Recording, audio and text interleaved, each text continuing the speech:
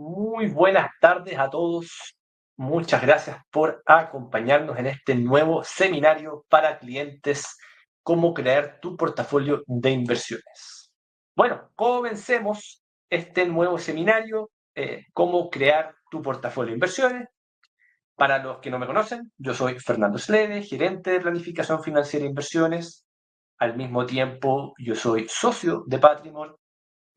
Poco hablar de mi carrera: ingeniero comercial en la Universidad Austral de Chile, título en la Business School de Münster, especializado en finanzas corporativas, más de 5, pero es al revés, casi 10 años de experiencia en la industria y al mismo tiempo gestor de un fondo de inversiones, ¿cierto?, que se llama Guardian Balancia.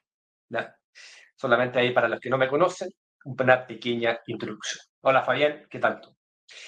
Agenda: vamos a hablar de una introducción de qué es el concepto de un portafolio, vamos a hablar sobre los portafolios financieros, en qué consisten, vamos a ver los portafolios financieros que consisten más de la típica parte de renta variable, renta fija, y vamos a terminar repasando las diferentes clases. Yo quiero detenerme un rato en esta hojita porque obviamente pueden comentar muchos, pero cada vez, y en más de 10 años ya con Patrimon, la mayoría de nuestros clientes, ¿cierto?, para los que están partiendo, y quizás ahí hay unos más viejetes que vi por ahí saludar, la mayoría de los clientes quiere algo como esto. ¿Ya? Cuando uno como asesor parte, ¿cierto?, los reportes y justamente se están empezando a ver los diferentes instrumentos financieros, la mayor satisfacción para una persona es ver un instrumento financiero, ¿cierto?, que se parezca más a la línea de la derecha. En otras palabras, y para ser bien sencillos, que todos los meses subo un poquito, con eso yo ya soy feliz y es la inversión que yo quiero. Y si yo como asesor eh, recomiendo una inversión que quizás en los últimos 20 años se comporta casi como un serrucho, parecen dientes de tiburón, ¿cierto? Lo más probable es que sea un producto financiero. Acá los dos no tienen nombre por si acaso, pero simplemente es para ejemplificar. Lo más probable es que ese instrumento financiero cause rechazo de cara a la hora de invertir. Y ahí viene la pregunta. Claramente la respuesta la vamos a ver un poquito más adelante, pero uno como inversionista debe invertir en un producto así, que si se fijan prácticamente no ha subido en 10 años, y debería invertir solamente en un producto como este, debería tener los dos, debería tener solamente este. Ahí viene la respuesta en este seminario que les quiero comentar. ¿Ya? Para partir y solamente dar el ejemplo de qué estamos hablando acá estamos hablando de depósitos a plazo, ¿ya? O también puede ser los fondos como el Sartor Táctico, el Ameris Deuda Directa, que son fondos que prácticamente rentan en el año entre un 4 a un 8% de manera fija, sin gran riesgo, con alto retorno y sin mucha volatilidad. ¿Ya?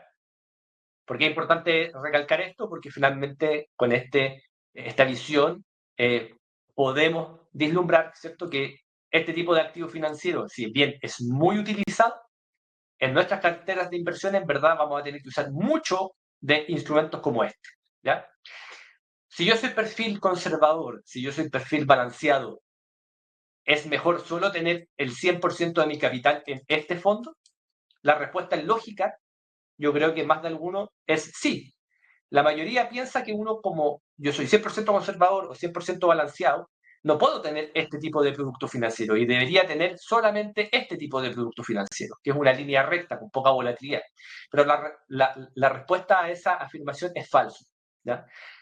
Todo inversionista, aunque sea muy conservador, en el largo plazo, por supuesto, quizás por alguna ABC motivo como hoy día no vale la pena, pero en el largo plazo debería tener algún porcentaje en este tipo de instrumentos financieros.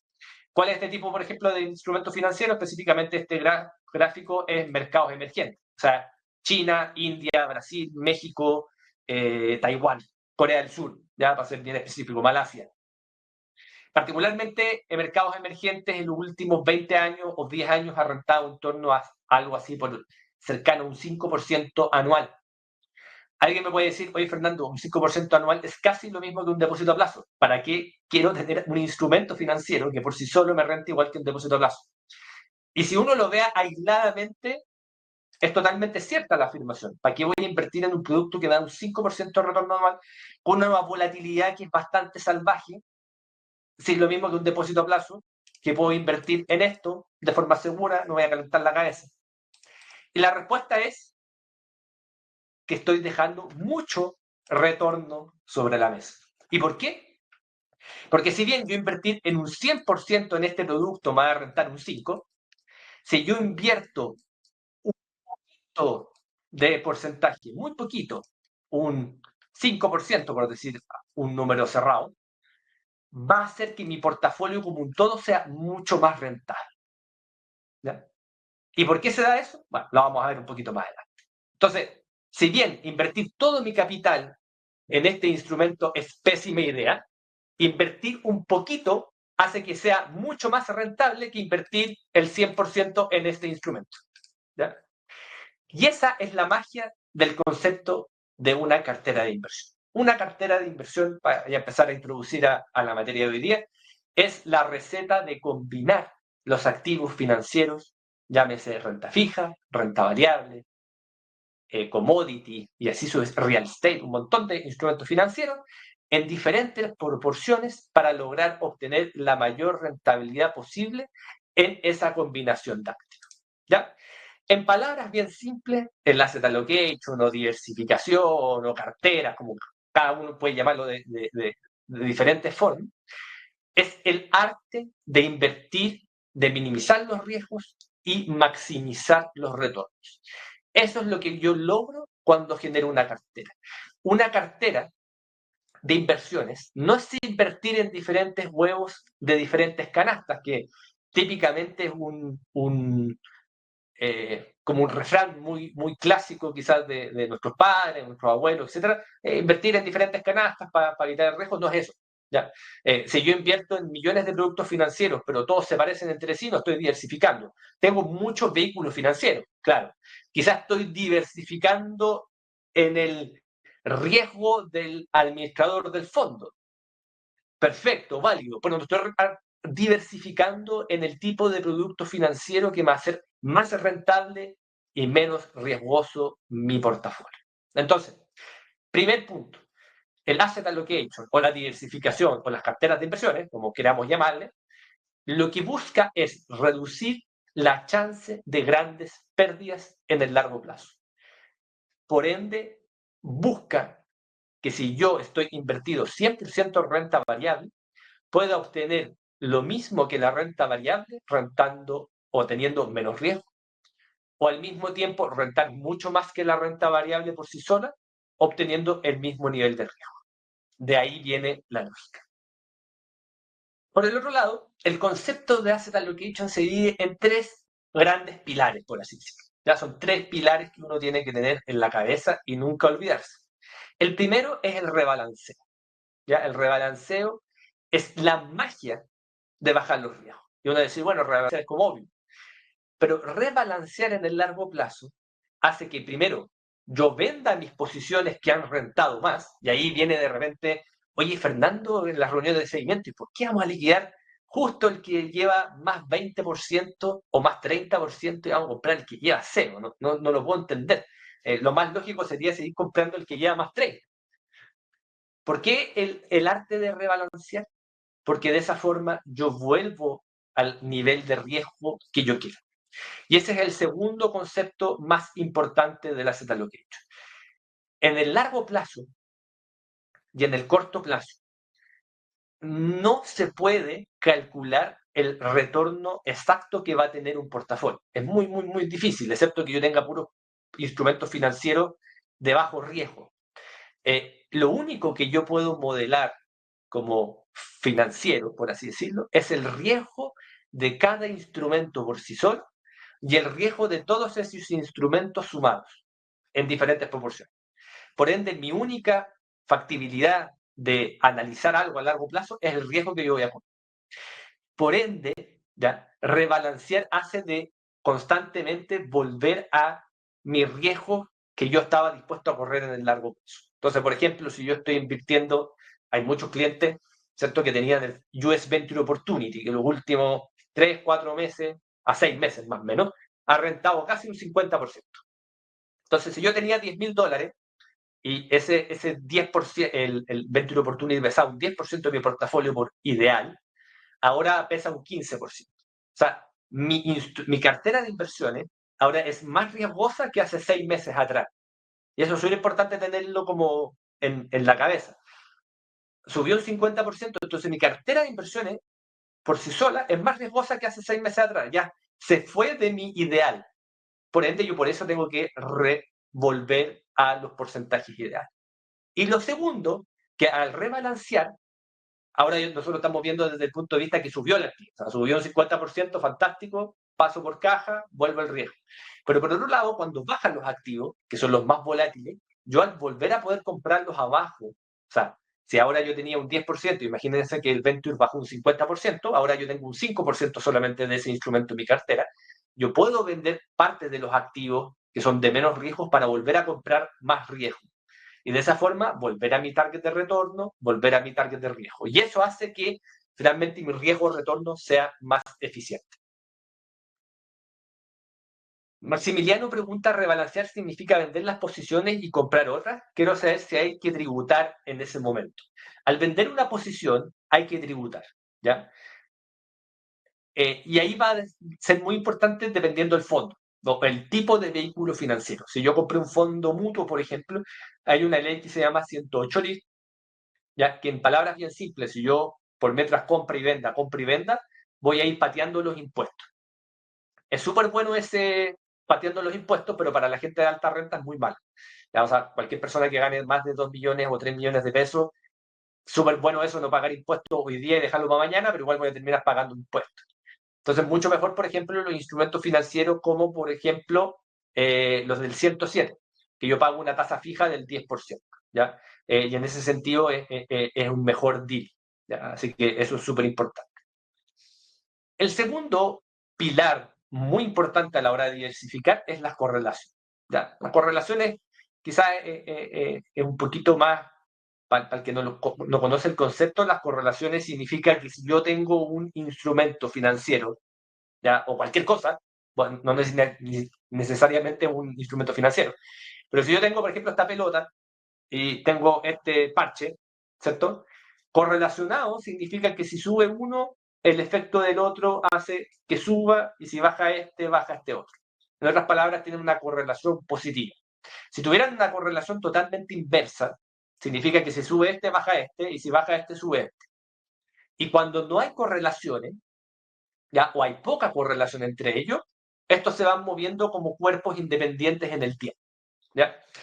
¿Qué es importante a la hora de invertir? Encontrar estos instrumentos que por sí solos tienen movimientos que no dependen de unos del otro. Ya obviamente hay un porcentaje importante de instrumentos que sí va a depender uno de los otros, pero encontrar un porcentaje de instrumentos al menos que tenga ciclos económicos, que esté inmerso en un mercado distinto y de esa forma, por supuesto, obtener mayor rentabilidad.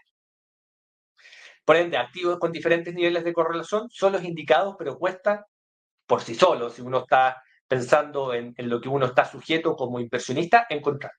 ¿Cuál es la realidad del ahorrador local? Ya que eso es importante, como ustedes clientes, ¿cuál es su realidad? Antes de Patrimony, quizás queremos explicarlo. Estamos inmersos, la gran mayoría, obviamente hay gente un poco más movida que tiene plataformas afuera y todo, pero estoy hablando de la mayoría acá. Estamos inmersos en la banca, donde invertimos junto a el banco donde tenemos normalmente nuestra cuenta corriente o alguna de las cuentas corrientes que tenemos del día a día con las tarjetas. Y los fondos mutuos que tenemos a disposición en la normalidad son dos clases de activos, ¿ya? La primera clase de activo que estamos acostumbrados a ver en la banca es la renta fija bancaria, ¿ya? Renta fija bancaria, en palabras bien simples, depósito a plazo a 30 días, depósito a plazo a 90 días, depósito a plazo a un año. Y sobre un año ya el concepto no cambia de depósito de plazo a renta fija, pero sigue siendo bancaria o del gobierno a más de un año, 2 años, 3 años, hasta 5 años, que ahí se considera largo plazo. Y por el otro lado, la renta variable, que tenemos por ese lado, tenemos fondos accionarios locales, mayoritariamente hablando, y después fondos accionarios globales o de Latinoamérica, Brasil, Estados Unidos, Europa y Asia. ¿Ya? ¿Cuál es el gran problema de donde estamos inmersos hoy día? En tres particularmente hablando, y por ende también justo estos tres problemas de la industria local son los tres pilares para hacer una buena cartera, chistosamente hablando. ¿Cuál es el primer? Voy a partir por el más clásico, o el que más uno tiene en la cabeza, es el ahorro en costo. Hoy día, si uno quiere invertir en renta variable global en Estados Unidos mediante un fondo del Santander del Chile, paga hasta 25 veces más que un ETF. Hoy día un fondo como el Santander Go, ¿cierto? Que estoy expuesto a acciones norteamericanas, por ejemplo, me cuesta alrededor del un 4, un 5% cuando tengo fondos como el ETF de Singular, que es el mismo riesgo, mismo retorno, todo el tonteo, que cuesta 0,2%. Entonces, entre pagar un 4% y un 0,2%, o sea, acá hay que hacer matemática bien sencilla. Si yo invierto 10%, o sea, 10 millones, perdón, ¿ya? 10 millones, y en el primer fondo van a cobrar 5% al año, va a ser más fácil, y en el otro van a cobrar 0,2% al año, ¿ya? En palabras bien sencillas, ¿cierto? A mi 5%, estamos hablando de 500 lucas al año, 500.000 pesos, y acá, ¿cierto? A los 10 millones, un 20 lucas, 20.000 pesos. ¿Ya? Entonces yo al banco le estoy dejando todos los años 500 lucas versus pagar lo justo que son 20.000 pesos. ¿Cuál es el problema de esto? Es que primero un montón de plata, 500 versus 20.000 pesos, obvio, ¿cierto? Hay un gran delta. Pero el segundo punto es que si yo invierto en el S&P en largo plazo, como más adelante, renta más o menos un 10%. Entonces, mi costo equivale a casi un 50% de mi rentabilidad absoluta en largo plazo. Y eso es un desastre gigantesco. ¿Ya? Entonces, por eso, siempre muy importante los costos y también la parte tributaria, ahí agarrándome la pregunta de Maximiliano, que también es clave. Eh, por el otro lado, baja volatilidad. ¿Qué queremos buscar cuando vamos a instrumentos de baja volatilidad? Que en otras palabras, si yo tengo millones de instrumentos parecidos a renta variable, tenga un instrumento particular, ¿cierto? Que busque y que me facilite la baja volatilidad. Eso, por ejemplo, Chile es los depósitos a plazo, en el mundo es el oro, por ejemplo, el real estate. Son productos que al combinarlo mediante todos mis activos financieros reduce considerablemente mi volatilidad. ¿Ya? Y lo tercero, que es súper fundamental, es la diversificación. Diversificación, ¿qué quiere decir acá después leo lo de acá. ¿Qué quiere decir diversificación? Diversificación, en palabras bien simples, es no estar 100% expuesto a renta variable, no estar 100% expuesto a renta fija, no estar 100% expuesto a renta fija local o 100% expuesto a renta fija internacional, sino ir combinando los diferentes instrumentos financieros. ¿Ya? ¿Y por qué yo quiero finalmente combinar los instrumentos financieros? Porque justamente yo quiero lograr este famoso concepto de riesgo-retorno. Es difícil cuantificar, o mejor dicho, imaginarse qué es el riesgo-retorno. Yo no sé si acá los que estamos presentes me pueden decir en palabras bien sencillas visualmente cómo se imaginan el riesgo-retorno. Cuando yo les digo riesgo-retorno, ¿qué buscan? Cuando dicen, oye, más riesgo, menos retorno, es como lo clásico. Entre mayor riesgo, mayor retorno, es como lo que uno viene en la cabeza. Pero particularmente, ¿qué se imaginan? A ver si pueden responder rápidamente para ir comentándolo. Pero la mayoría de la gente, no sé si entiende el concepto de riesgo-retorno. El concepto de riesgo-retorno en un portafolio de inversiones no es que a mayor riesgo hay mayor retorno, porque eso sería como lo obvio, y por ende estaría invirtiendo mal. La eficiencia, o mejor dicho, cuando yo quiero hacer una cartera de inversiones, lo que yo estoy buscando es tener mayor retorno con menos riesgo, aunque suene chistoso. Esa es la misión. ¿Ya? Porque si tengo mayor retorno y mayor riesgo, se transforma en algo lineal. No tengo una ventaja. Si fuera así, sería muy fácil invertir. lo que yo busco cuando hago carteras de inversiones no es tener mayor riesgo, mayor retorno, o quiero que se rompa esa relación. Y la mayoría de las personas piensa que no se, o no, no sé si no saben o no se puede romper, o piensan que es lineal el riesgo retorno. Pero es falso, no es lineal el riesgo retorno. El riesgo retorno, por todas las cosas que hemos comentado anteriormente, las correlaciones, el rebalanceo, el buscar instrumentos con diferentes tipos de retorno y así sucesivamente, eh, tiene la particularidad de que hace que mi portafolio sea más rentable y menos riesgoso. Y ahí viene el arte de la diversificación. Y si hay que ponerlo como de forma visual, hay que concentrarnos en este círculo. ¿Ya? ¿Qué muestra este círculo? Si se fijan, acá yo estoy 100% invertido en el instrumento 1 y 100% invertido en el instrumento 2. En esta primera etapa de la combinación de estos activos, forma como una luna. ¿Ya? Si se fijan acá, esto es una luna. ¿Ya? Esta luna, si se fijan, cada vez que yo me voy combinando el activo 1 con el activo 2 en diferentes porcentajes, yo voy obteniendo más retorno, que es mi columna, ¿cierto? El eje Y versus el Y, voy aumentando mi retorno y disminuyendo o manteniendo mi riesgo. Esto, de forma gráfica, es lo que quiere decir la palabra ser eficientes en riesgo-retorno. Que de repente es difícil cuando uno habla, especialmente nosotros que estamos todo el día en este mundillo, decimos, no, el riesgo-retorno y el riesgo-retorno para allá, el riesgo-retorno para acá, que estos activos tienen la combinación de estos, buscan el mejor riesgo-retorno, pero en chino mandarín, para alguien puede no sonar nada, finalmente, pero si lo queremos visualizar en algo simple, es que yo con la combinación de activos que tengo, ¿ya? Activos, hago que aumente mi retorno sin aumentar mi riesgo o disminuyendo, de hecho, mi riesgo. ¿Ya? Eso es riesgo-retorno. ¿Ya? Y obviamente un gráfico de riesgo-retorno, en palabras bien sencillas, es la combinación de estos tipos de instrumentos financieros en diferentes porcentajes y la rentabilidad que me da, ¿cierto?, en los diferentes puntos, que es combinando estos activos, me da un cierto nivel de riesgo y un cierto nivel de retorno. O sea, creo que es muy importante este gráfico para clarificar los tipos de portafolio, la estrategia de portafolio eficiente. Y yo no puedo tener una estrategia eficiente si no tengo activo financiero. Y eso es como lo particular. Yo no puedo, ¿cierto? Yo no puedo obtener rentabilidad y minimizar mi riesgo de retorno si no combino todos estos activos financieros en alguna proporción en el largo plazo. Momentáneamente uno puede no ponderarlo, pero en algún minuto tengo que ponderar.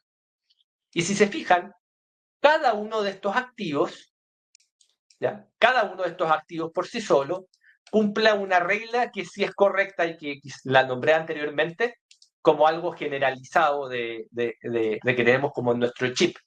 A mayor riesgo, ¿ya? Mayor retorno. Pero ojo, estos son los activos invirtiendo yo mi plata por sí sola. O sea, si yo invierto toda mi plata o invierto $10,000 en Venture Capital, en el largo plazo tengo, ¿cierto?, una media de retorno de un 20% con mucha volatilidad. ¿Y qué quiere decir esta volatilidad? Que se deriva en desviaciones estándar. O el riesgo en inversiones nace, ¿cierto?, desde la desviación estándar. ¿Y qué quiere decir que yo tenga mucha volatilidad? Es que si yo tengo, ¿cierto?, retornos en 10 años, yo voy a tener algo así. O sea, tengo un retorno que es mi media, de mis medias de retorno, y al mismo tiempo los resultados que tengo a los dos lados de mi media están muy dispersos. En otras palabras, rento un 20, pero de repente estoy en menos 40 y de repente estoy en más 60. ¿Ya? Y es muy habitual tener esa volatilidad en mi instrumento. Entonces, por eso tengo tanto riesgo y tanto retorno. ¿Ya? Entonces, ¿cuáles son los activos que quizás son los más clásicos?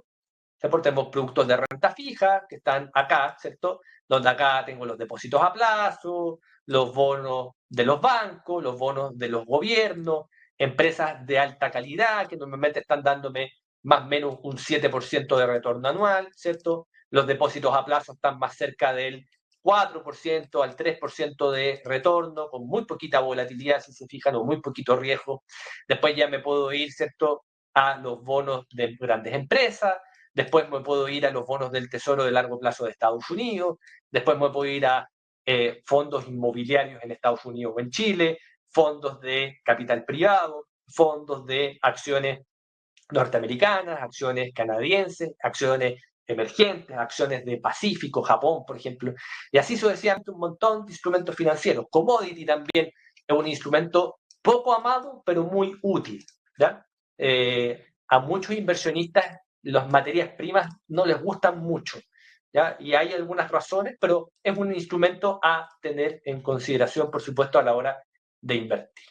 Entonces, volviendo a la lógica de la primera slide, hay un concepto muy interesante que es el ejercicio de no querer comprar un instrumento financiero en mi portafolio porque no renta. Si se fijan, estos son los bonos del Tesoro de Estados Unidos en los últimos 20 años, donde si yo invertí $10,000 hace 20 años, hoy día, en relación a mi capital como ha subido, tendría exactamente $10,937. ¿Ya? O sea, si yo invertí por 20 años, me gané un 0,9%, que es una rentabilidad muy escuálida, uno podría decir. O sea, perdón, anualmente renté un 0,4%, que es una rentabilidad quizás para algunos muy escuálida y que con razón sí es bastante escuálida. Entonces, volviendo a la lógica de cuando uno mira un activo por sí solo, yo digo, esta cuestión no invierto ni por si acaso. O sea, ¿qué cuestión más mala? Siguiente, por favor, asesor. Después yo, como asesor, digo, miren, este instrumento es el oro, activo noble, un activo que ha rentado mucho en el largo plazo. Miro la rentabilidad, un 5,78%. Y estoy contando que acá tuve una buena subida. O sea, si tomo la rentabilidad de los últimos 10 años, también es cero. O sea, si tomo acá, en este periodo de tiempo, 0%. Y si tomo acá la rentabilidad, seguramente un 10%.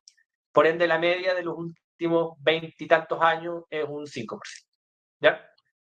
Entonces, vengo como asesor a explicar que vamos a invertir en oro, porque es un instrumento que es descorrelacionado y todas las personales, y el cliente mira y dice, oye, Fernando, 5%, next, no quiero invertir en esta usted. Y después venimos bueno, ya, pasemos a otro activo que es rentable, riesgoso, renta variable emergente. Oye, en 20 años, otro 5%, lo mismo que el depósito a plazo. No, next, o sea, ¿por qué voy a invertir en eso? Y la respuesta, o mejor dicho, a la pregunta para ustedes, ¿invertirían en esto? Como asesor, uno debería invertir en oro, debería invertir en renta fija y debería estar invirtiendo en emergente. Rentabilidades malas, pero que por sí solo hacen que mi retorno suba el doble. Y lo vamos a ver más adelante. Entonces, ¿cuál es la gracia finalmente de invertir en el largo plazo? Es tratar de generar esta parábola, ¿cierto?, que es tan bonita. Que finalmente yo hago que mi retorno versus riesgo, que era algo que estábamos viendo en adelante, no sea lineal, sino sea una parábola, ¿ya? Una parábola donde literalmente obtengo mayor retorno. Entonces, vamos a las clásicas carteras de inversiones, donde quizás uno, como persona, está un poquito más interiorizada o está más acostumbrada a estar, ¿ya? Que es el típico fondo de renta variable, renta fija, donde yo a más conservador voy a tener un 100% de renta fija. Acá voy a estar en 100% renta variable, renta fija, y acá voy a estar combinado en X porcentaje. ¿Ya? Entonces, si se fijan, mi retorno es muy lineal. Prácticamente la parábola la tengo solamente en esta primera etapa del portafolio. No tengo no tengo una parábola de retorno. Ya tengo un retorno lineal. Y mayoritariamente estoy utilizando los instrumentos acá en esta simulación de 20 años. Los clásicos instrumentos financieros que uno podría tener en un portafolio, no solamente si uno se lo arma, sino lo que uno está acostumbrado a estar en el fondo A, o quizás está más acostumbrado a estar en un banco, o así en otro tipo de instrumentos financieros. Voy a estar en porcentaje importante en renta variable global, ¿cierto? Voy a tener un porcentaje importante en bonos norteamericanos, voy a tener un porcentaje importante en bonos globales, voy a tener un porcentaje importante en empresas de Estados Unidos que sean small cap value, voy a tener un porcentaje importante en empresas que sean de pequeña capitalización, muy pequeña, micro cap que se les llama, voy a tener un porcentaje en Asia-Pacífico, Japón, Australia, etc. Voy a tener otro porcentaje en emergentes, India, Brasil, México, China, y voy a tener otro porcentaje en Europa, acciones europeas como Alemania, Francia, UK y así sucesivamente. Un retorno bastante interesante, pero bastante lineal. Y acá voy a pasar a una cartera dinámica en el sentido que voy a agregar el concepto de los multiactivos, que es justamente lo que vimos en esta fotito que estaba acá anteriormente, donde salían todos los instrumentos financieros. Entonces acá yo estoy haciendo que combino todos los instrumentos financieros con diferentes mínimos y máximos que tienen que cumplirse, ¿cierto? No puedo estar 100% en Venture Capital, como tampoco voy a poder estar 100% en bolsa norteamericana. Entonces, si se fijan, en este ejercicio yo tengo una parábola perfecta. Una parábola perfecta. Donde yo obtengo una pendiente muy alta, o sea, si se fijan acá, 145, para dejarlo en porcentaje, 145 grados, ¿cierto?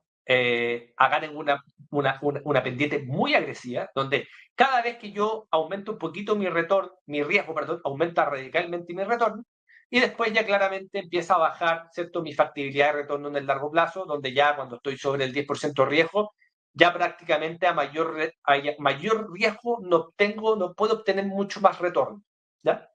Y eso porque obviamente acá son activos financieros donde yo estoy, ¿cierto?, tratando de obtener el mayor riesgo y mayor retorno posible. En palabras bien simples, acá, por ejemplo, tampoco es que hayamos hecho mucha sofisticación, agregamos algunos conceptos, algunos activos que quizá ustedes ya los tienen más en la cabeza, Venture Capital, por ejemplo, el US Venture Opportunity, el S&P, acciones europeas, acciones emergentes, el balanceado global, que es el Bridgewater con el Money Excel, oro, real estate y bonos corporativos, como por ejemplo el ETF Chile Corporativo. ¿Ya? Si se fijan, deja una muy bonita línea, pero acá viene lo importante. Miren donde yo con 10% de riesgo, ¿qué retorno obtengo? Es casi un 11, ¿cierto? Si nos vamos al mismo periodo de análisis, junio,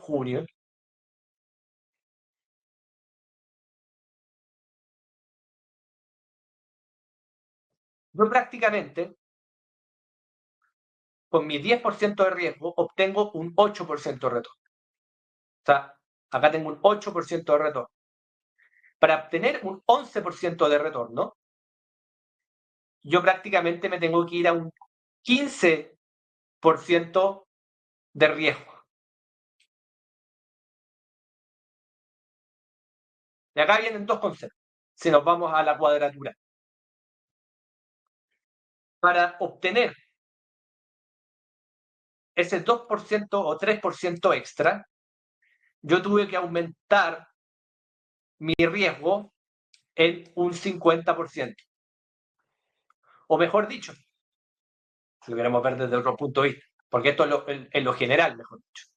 Yo con un portafolio eficiente, lo que estoy logrando es obtener un 10% o un 11% con un 50% menos de riesgo. ¿Ya? Si nos vamos a mi cartera del 7% de riesgo, por ejemplo, para ir a ver acá, tengo aproximadamente un 7% de retorno. Si nos vamos a mi 7% de riesgo, tengo un 10% de retorno. ¿Qué quiere decir eso? Ahora, volviendo al ejemplo, dos carteras que tienen un 7% de riesgo, que es lo mismo técnicamente, tienen el mismo nivel de riesgo, muy diversificadas ambas, pero no descorrelacionadas, que es el concepto clave en esto también. En una tengo un segundito, tengo un 7 con un 7% de retorno, y en la otra tengo un 7 y un 10. Esta es la alternativa A y esta es la alternativa B con portafolio oficial. O sea, yo obtengo el mismo nivel de riesgo, o sea, aumento cero mi riesgo y estoy yendo a buscar un 30% más de retorno. Este concepto es el arte de diversificar, ¿ya? Y por eso es tan importante tenerlo en consideración. Por favor, cualquier duda, cualquier pregunta, déjela, aunque suene lo más tonto del mundo, da lo mismo, porque finalmente estos son conceptos que no nos enseñan en ningún lado, ¿ya? Ni en el colegio, ni en la universidad, ni siquiera los que estudian ingeniería comercial y hacen cierto máster de finanzas y todo el concepto, tampoco nos enseñan esto. Ya, esto es después de muchos, muchos, muchos años de experiencia. Así que, por favor, no tengan miedo a preguntar porque son conceptos que quizás suenan medio raros y reforzarlos ayuda mucho. Y ahora es lo que me gusta a mí, agregar más, ¿cierto?, pimienta a la sopa. ¿Qué hice acá yo? Es agregar un par de instrumentos que no salen en ningún lado, que hay que agregarlos, pero después de, vuelvo al punto de leer tantas cuestiones y ver tantas cuestiones, estar metidos en tantas cuestiones todo el día, hay activos financieros que uno por sí solo no invertiría nunca jamás. ¿Por qué voy a invertir en Canadá? ¿Por qué voy a invertir en acciones small cap value internacional? ¿Por qué voy a invertir en oro? ¿Por qué voy a invertir en emergentes si la cuestión no renta? Si se fijan, todos estos instrumentos, si se fijan en esta curva, todos, pero literalmente todos los instrumentos están fuera o bajo la curva. O sea, todo instrumento por sí solo, y esto es importante, por sí solo, es más riesgoso y menos rentable que combinando todos estos activos. Vuelvo a explicar esto. Que esto es lo más importante, diría yo, de toda la charla, si quieres. Todos los instrumentos por sí solos, que acá están, si se fijan en estos puntitos de colores, son los diferentes instrumentos que están en esta lista, que prácticamente están todos los instrumentos a nivel global, genéricos, por supuesto, de los índices.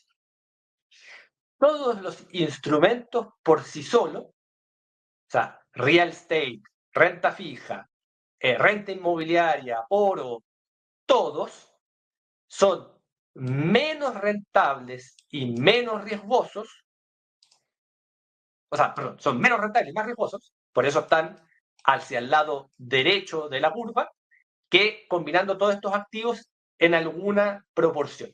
¿Ya? Entonces, si yo invierto en cualquiera de estos activos 100%, voy a rentar sí o sí menos que combinando todos estos activos para dejarlo bien encima. Guillermo pregunta, Fernando, ¿esto se hace únicamente por tipo de instrumento de inversión o se puede realizar algo similar en un solo tipo de instrumento de acción, por decir, escogiendo diversas industrias, tecnología con algo más defensivo, etcétera? Es muy buena pregunta y de hecho todo este concepto de diversificación justamente nace de los fondos, ¿ya?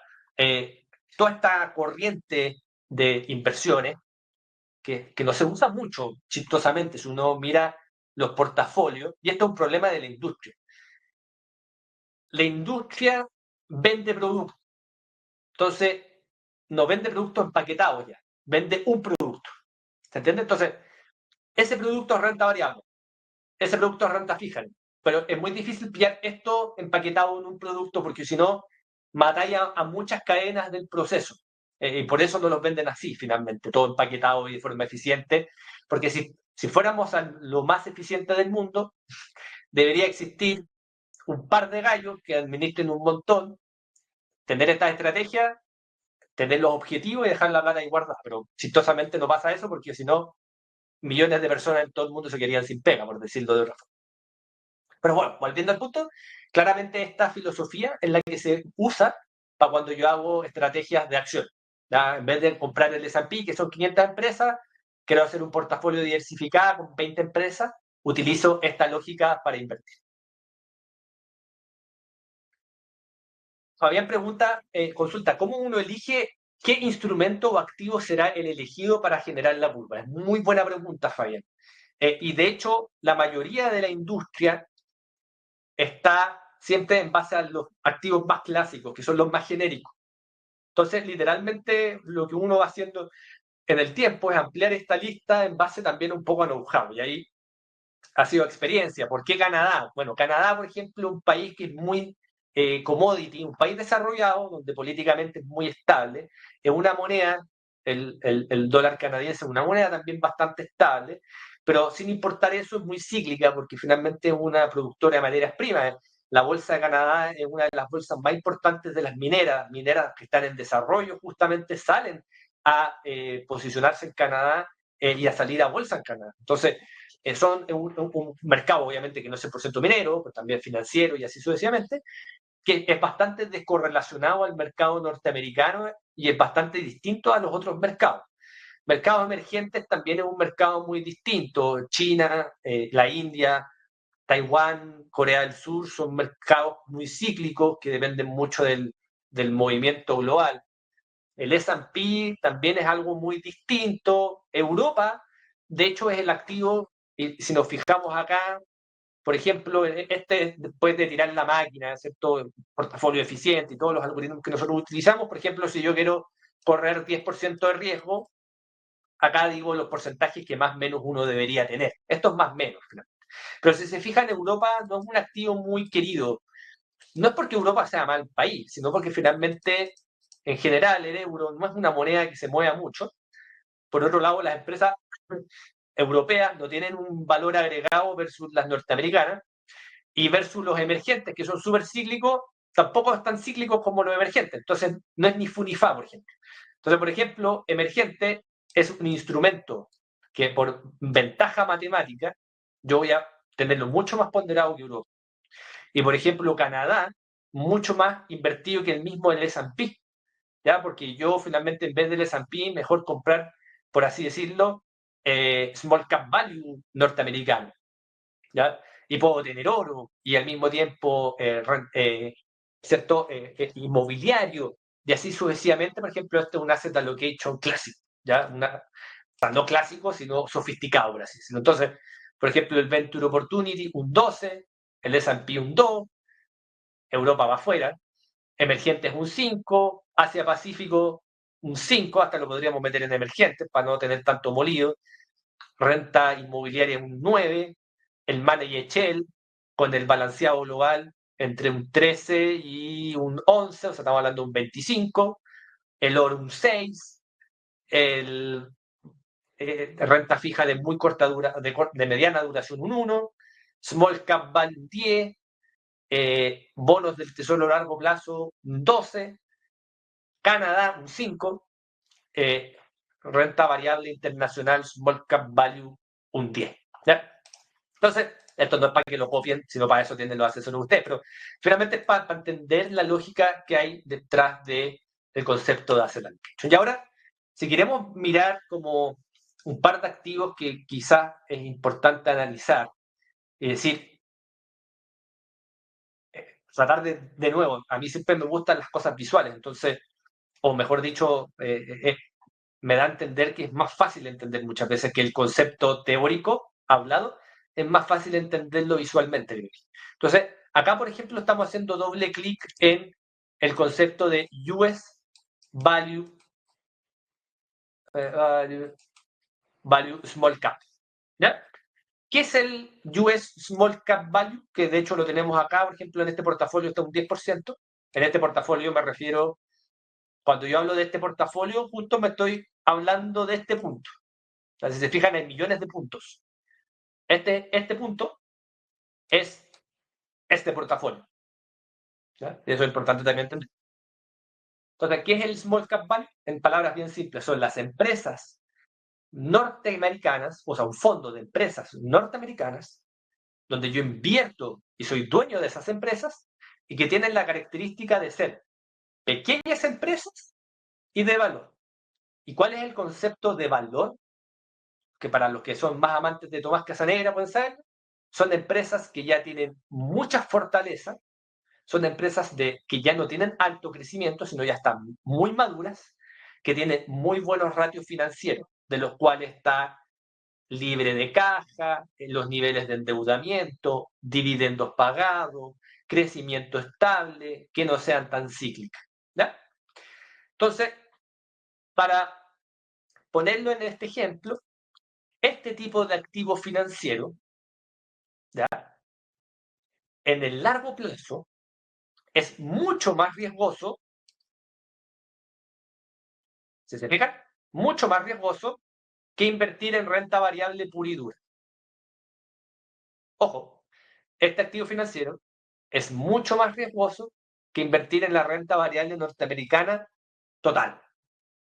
En otras palabras, en la renta variable norteamericana tengo un riesgo de un 18% de inflación estándar, con los últimos 20-25 años un 12% de retorno. Small cap me renta un 17% media anualizada, con un 25% de volatilidad. Una volatilidad salvaje. O sea, para que se hagan una idea de un 10 o un 16, un 16 es como esto. ¿Ya? Cuando yo tengo esto, que uno dice, entre un 16, un 18 y un 25 casi nada, es como tener esto, es una montaña rusa así. ¿Ya? O sea, es exponencial el movimiento mayor a, ¿cierto?, el índice. A veces es súper importante tenerlo en cuenta y dice, muy bueno invertir en small cap value. Es una montaña rusa salvaje, por así decirlo.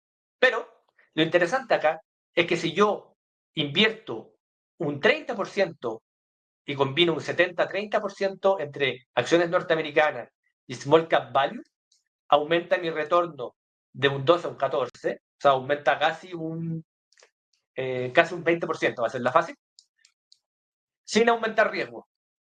Hagan aumentar riesgo. Miren lo interesante. Aumentó en 20% mi retorno y mi riesgo es igual. Está bueno eso. Mira, acá por ejemplo le voy a compartir pestañas.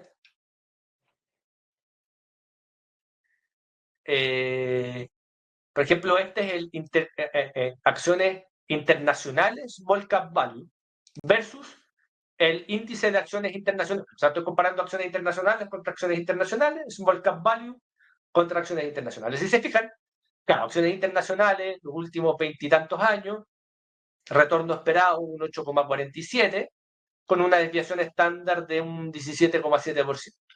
Pero lo interesante es que en la primera etapa, si yo combino hasta acá más o menos, un 50 y 50, salto de forma importante en el retorno sin aumentar riesgo. También pasa lo mismo en este tipo de otra clase de activo que también es small cap value. O sea, pasa en el mundo de dólares, o sea, norteamericano, y al mismo tiempo pasa en el mundo no dólar, por así decirlo, que sería, ¿cierto?, acciones globales. ¿Ya? Eso es súper importante para ejemplificar. ¿Ya? Y algo también muy interesante pasa en real estate. ¿Ya? Real estate, y esto de hecho es real estate que cotiza en bolsa, no es como el típico, Fernando, el real estate norteamericano, como lo cotiza en bolsa, obvio que es menos volátil porque está valor NAP, entonces como está valor NAP, el valor NAP, en otras palabras, es el valor justo, y aparte se valoriza trimestralmente. Claro, tengo mucho menos que invertir en un ETF. Acá yo estoy comparando el ETF contra acciones norteamericanas, o sea, literalmente manzanas con manzanas. Y acá lo interesante, también en los últimos 30 años, es que si yo hubiera invertido 100% en rates, hubiera ganado un 11% y con una desviación estándar de casi un 20%. O sea, 20% de riesgo con 11% de retorno. Si hubiera invertido en Estados Unidos, mi 100%, tengo un 18% de riesgo y tengo casi un 11% también de retorno. O sea, prácticamente invertir en uno versus el otro es la misma cuestión, en palabras en castellano sencillo. Combino los dos en un 60-40, 60%, 40%, que es este punto. Aumento mi retorno un 11,5%. O sea, aumenté mi retorno en un 5%, pero lo interesante es que disminuí mi riesgo. Acá promedio tengo un 19%, si queremos hablar, ¿cierto?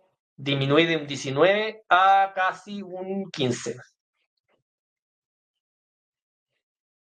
a un 15%. O sea, en otras palabras, aumenté un 5% mi riesgo y disminuí alrededor de un 30% disminuí un 30% mi riesgo y aumenté un 5% mi retorno. ¿Ya? Con dos activos que en el largo plazo rentan casi la misma cuestión, y no era uno mucho más riesgoso que el otro, porque, claro, si me hubieran dicho, Fernando, que uno tiene un riesgo del 14 y el otro tiene un riesgo del 18, si los combino mitad y mitad me queda un riesgo del 16. No es el caso. Los dos son más riesgosos que los dos juntos. Y esa es el arte de la diversificación y las estrategias. ¿Ya? Y por supuesto, ya la diversificación de mercado emergente, ¿cierto? Hace que justamente el riesgo-retorno aumente, no porque por sí solo el retorno de esta clase de activos sea súper guau, sino más que nada porque tengo muy alta descorrelación a los índices de referencia. Si se fijan, este cuadrito lo que muestra es qué tan juntos es el movimiento de la renta variable norteamericana contra los emergentes. Y si se fijan, con este cuadro de correlaciones, correlación 1 significa que se mueven iguales, correlación 0 es que se mueven para cualquier lado, correlación -1 es que se mueven inversamente. Si se fijan, este activo financiero en el largo plazo, en los últimos 20 años, está alrededor de un 0,5 de correlación. Esto no es porcentaje, es un 0,5. 0,5 correlaciones que prácticamente no se rigen mucho a lo que se mueve el mercado. ¿Ya? Y eso es interesante porque el concepto es que me da mayor retorno a mi portafolio. Y esta es la razón primordial por qué pasa esto. ¿Ya? Así que bien, bueno, primero que todo, ir agradeciendo la asistencia y comentarles un punto importante. ¿Ya?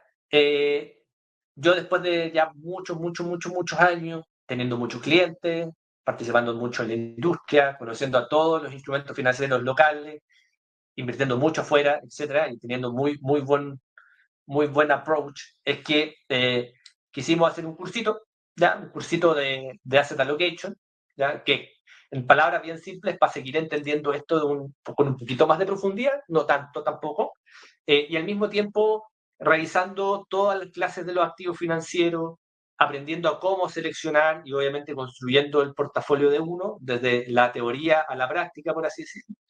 En este cursito están todos los profes invitados, que muchos de ustedes ya los conocen: Fernando Gómez, el Dani Soto, Chomalí, Luis Fernando, José Miguel Correa, Fernando Luque, que es un gran exponente de Morningstar España.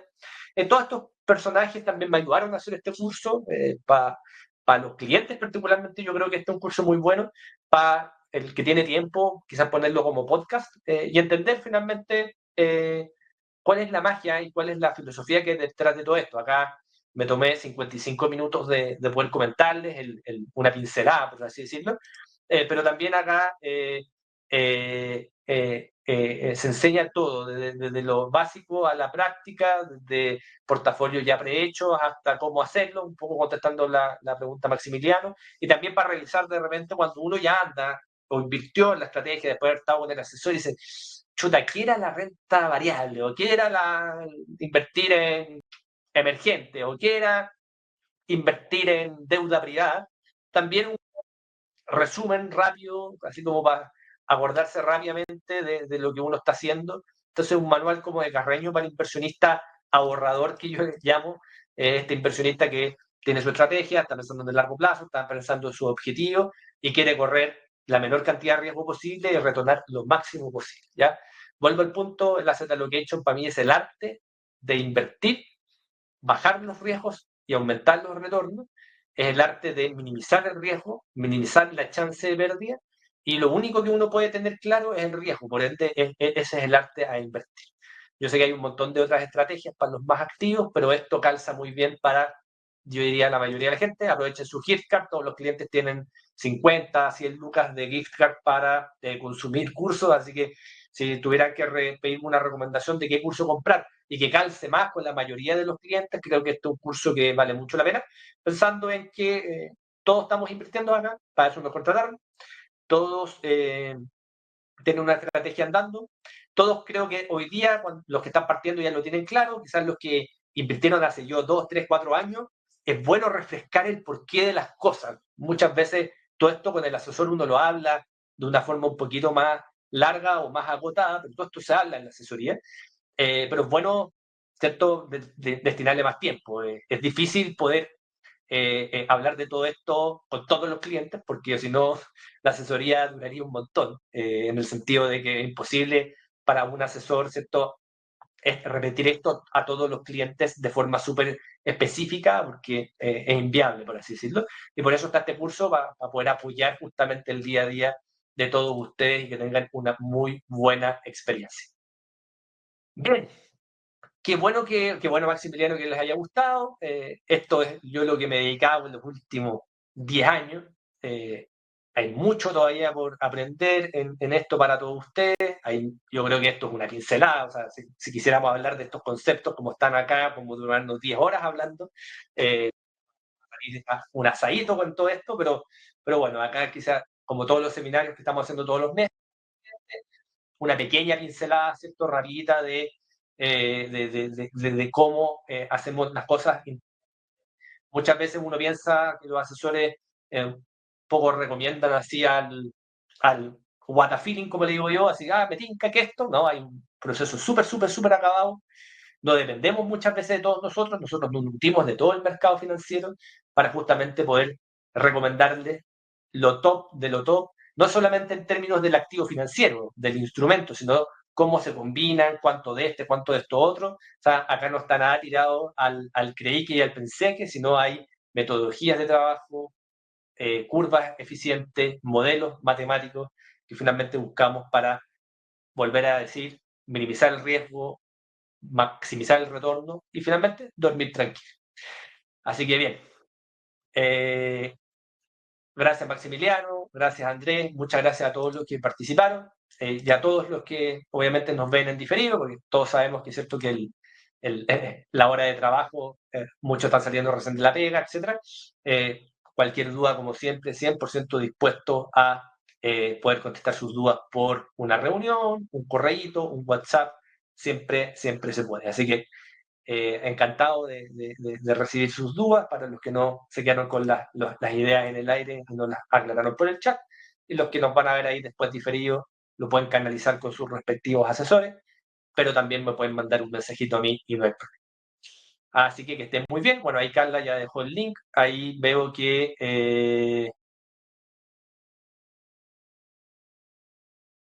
Fabián, en el curso justamente se enseña la forma de elegir los activos. Y no solamente se enseña la forma de elegir los activos, sino también la forma en que nosotros seleccionamos los fondos. Y justamente para eso trajimos a este español que se llama Fernando Luque, que es justamente uno de los personajes más importantes en Morningstar. Y justamente él, ni siquiera yo, porque para ser súper, súper claro a los gallos más buenos, este gallo, este español, hizo una clase particular de cómo seleccionar un fondo y después yo hice una clase particular de cómo seleccionar los activos por sí solos. Los fondos se dedicó Fernando, también habló finalmente de los activos, pero yo también hablo de unas par de clases de cómo seleccionar finalmente los fondos y hacer los modelajes. ¿Ya? Así que Fabián, ahí está todo eso a disposición y bueno, cualquier duda también ahí podemos hacer una pequeña reunión. Ahí Guillermo, muchas gracias Fernando, de nada Guillermo, ahí como siempre cualquier duda me vais comentando. Tienta mucho el curso, sí, tienta mucho. Hasta le pusimos harto cariño porque hay, uno piensa que hacer portafolio es combinar así de forma desordenada, pero hay una lógica matemática y una lógica hasta física, hay una lógica del tipo de activo que hace que finalmente podamos obtener buenos retornos y en el tiempo, los que ya llevan muchos años ya con nosotros, se van dando cuenta, obviamente cuando uno parte recién invirtiendo es entre el mes a mes no se van viendo mucho las diferencias en los retornos de los portafolios, pero cuando ya pasan crisis, cuando hay grandes, ¿cierto?, revueltas en el mercado, se va viendo cómo el portafolio va generando un performance de caerse mucho menos, retornar bien, y eso uno lo va viendo, obviamente no en el minuto inmediato, pero lo va viendo en el tiempo. Y eso no es gratis, no es porque sí.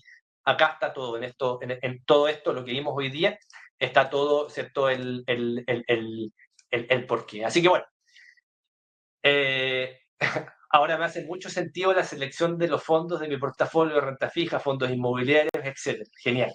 Esa era la idea justamente de este seminario, que se entienda el sentido de todo esto. Vuelvo al punto, muchas veces es difícil de entenderlo a la primera, requiere muchas veces, hay Guillermo Soplo, que es un cliente bastante antiguo, así que imagínense que ya lleva un montón de años y recién le hace muchas veces clic, y por ende, imagínense lo que están recién partiendo. Yo entiendo perfectamente que esto pueda sonar chino mandarín, lo vamos a seguir repitiendo en el tiempo porque, vuelvo al punto, no es algo que tengan que saber, no es algo que se sientan, tengan que sentir mal por no saberlo, porque justamente nadie lo sabe. Y para eso estamos nosotros, pero lo que quiero como dejar un poquito claro es que hay mucho, ¿cierto? Lógica por detrás que hace que haya éxito en los portafolios de inversión. Así que bueno, nos vemos prontamente ya en los próximos días con el análisis mensual de los fondos, y ahí obviamente también a todos los participantes pueden llenarme de preguntas como siempre para, ¿cierto?, ayudarlos y recomendarlos. Un abrazo grande, que estén muy bien, cuídense, chao, chao.